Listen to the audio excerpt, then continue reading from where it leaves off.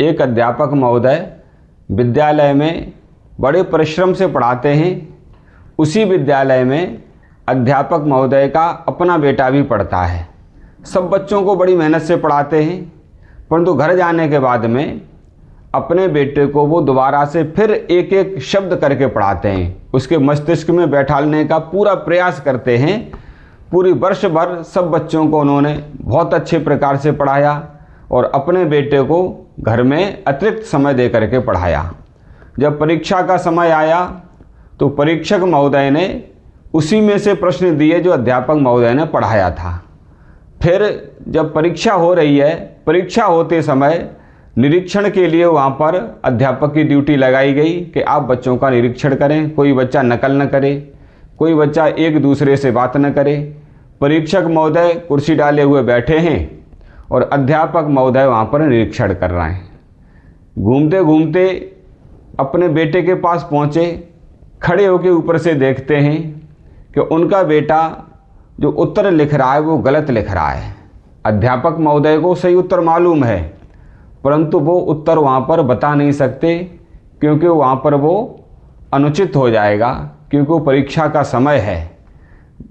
बच्चे का हित किस में है, उनके बेटे का, कि वो बता दें, क्यों नंबर भी अच्छे आ जाएंगे, पास भी अच्छे प्रकार से हो जाएगा, परंतु वो नियम में बंधे हुए हैं इसलिए वो बता नहीं सकते। वहाँ पर वो स्थिति परमपिता परमात्मा की है। सृष्टि के आदि में परमपिता परमात्मा ने हमें वेदों का ज्ञान दे दिया है, बुद्धि हमें दे दी है, पूरा शरीर इंद्रियां हमें प्रदान कर दी हैं कि शरीर से कर्म करो, बुद्धि से सोच के करो, विचार के करो, और ज्ञान दे दिया है कि इसके अनुरूप हमें कर्म करना है। वही परमपिता परमात्मा हमारा क्या है, वो परीक्षक है। जीवन क्या है, ये हमारी परीक्षा है। जीवन में जो भी कर्म करेंगे तो परमपिता परमात्मा हमें रोक नहीं सकता, क्योंकि फिर वो अन्याय हो जाएगा, वो अनुचित माना जाएगा, क्योंकि ये हमारी परीक्षा है। वो तो रिजल्ट बाद में आता है ना, परीक्षक महोदय बाद में रिजल्ट बना के तैयार करेंगे। बच्चे ने जो लिखा है अच्छा या बुरा, उसके आधार पर रिजल्ट आ जाएगा।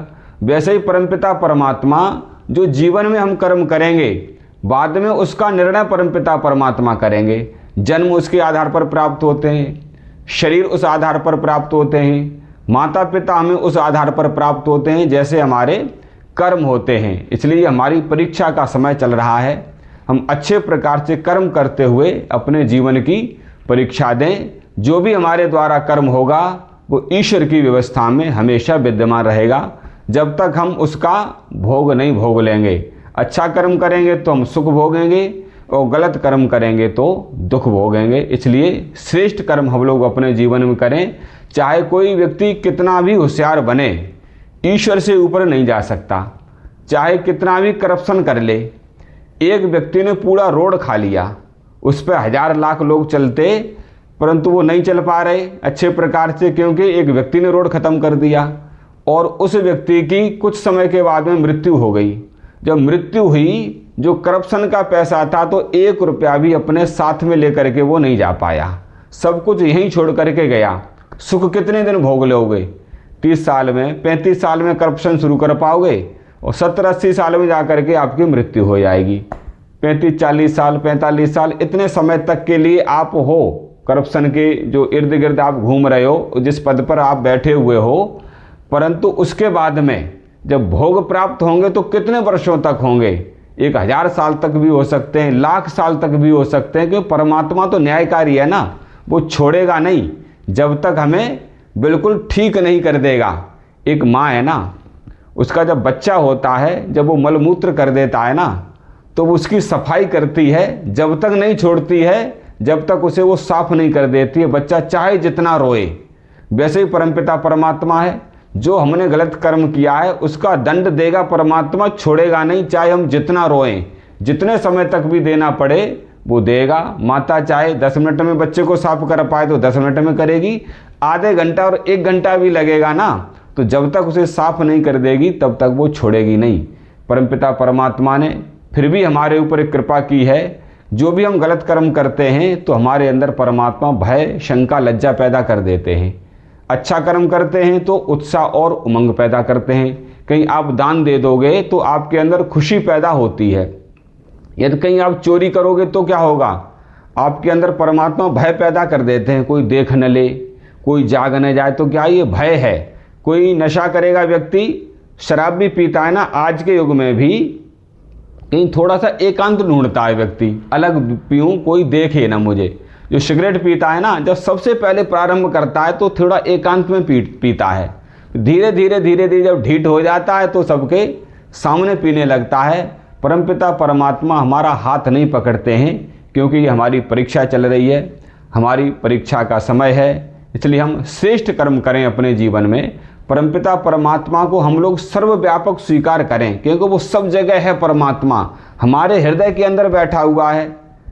हम जो चिंतन करते हैं, विचार करते हैं, सोचते, किसी के लिए हम बुरा सोच रहे हैं तो वो भी परमात्मा सुन रहा है, और अच्छा सोच रहे हैं तो भी परमपिता परमात्मा सुन रहा है। वो भी हमारा कर्म का फल बन जाएगा, कर्म माना जाएगा अच्छा विचार। इसलिए किसी के लिए बुरा मत सोचो, अच्छा ही सोचो। अच्छा सोचोगे, भले ही नहीं कर पा रहे हो, परंतु हमारा कर्म नहीं बिगड़ेगा। वहाँ पर कर्म जब बिगड़े जाएगा, अच्छा की जगह हम लोग बुरा सोचेंगे। इसलिए परमात्मा सर्वव्यापक है, सृष्टि के कण कण में है, इसलिए परमात्मा दिखाई नहीं देता। जब चीनी का शरबत बनाते हैं ना, जब पानी में घोल लेते हैं तो चीनी दिखाई नहीं देती, क्योंकि वो जल में व्याप्त हो गई है। दूध में डायरेक्ट घी मक्खन दिखाई नहीं देता है, उसके लिए हमें क्या करना पड़ता है, परिश्रम करना पड़ता है। दूध को गर्म करना पड़ता है, दूध को जमाना पड़ता है, फिर दूध को मथना पड़ता है, तब जाकर के उसमें से मक्खन निकलता है। जब हमारे ध्यान के द्वारा, साधना के द्वारा, योग के द्वारा भक्ति की जाती है, तब ईश्वर की प्राप्ति होती है।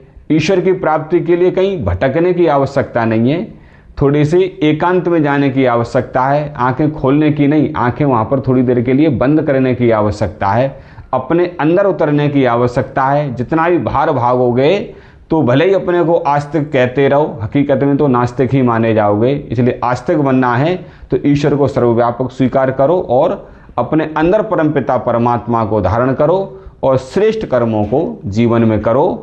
केवल नाम जपने से भी कुछ नहीं होता है। नाम जपना जब सार्थक होता है जब कर्म जीवन में उतर के आता है। एक पिता के दो बेटे हैं, एक बेटा है कि पिता का नाम जपता रहता है माला लेकर के, दूसरा बेटा है जो पिता की आज्ञाओं का पालन करता है और अपने जीवन की उन्नति से अपने पिता को संतुष्ट करता है, वो पुत्र सही माना जाता है। इसलिए जो परमपिता परमात्मा ने हमें ज्ञान दिया है, उस ज्ञान पर हम आगे की ओर चलें, गति करें, तब हम साधना करेंगे तो हमारी साधना सिद्ध होगी और हमारी साधना सार्थक मानी जाएगी।